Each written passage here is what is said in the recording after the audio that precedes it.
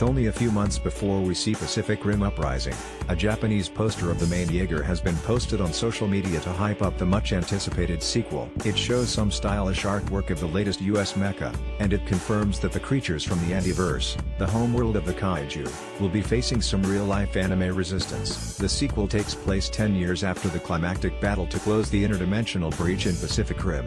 During that fight, the US Jaeger Gypsy Danger was sacrificed to enable victory, although her pilots, Raleigh Beckett, Charlie Hunnam, and Mako Mori, Rinko Kikuchi, managed to survive intact. Sure, the kaiju will return.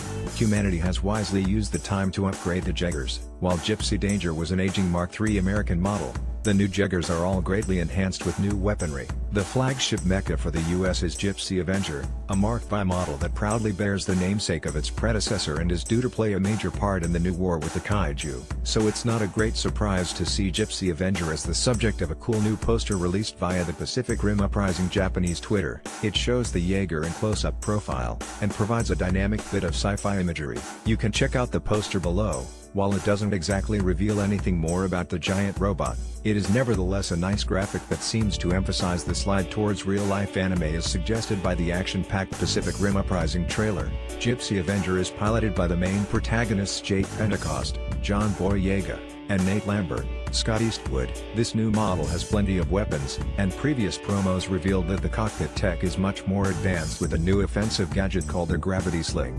Jake is of course the son of General Stacker Pentecost, Idris Elba, who gave his life heroically in the first film. Boyega has gone on record to say that Jake is actually nothing like his father at the start of the story and can be considered to be an absolute crook. Film also features Charlie Day as Dr. Newt Geisler, Vern Gorman as Drive, Herman Gottlieb, as well as Kikuchi returning as Mako Mori.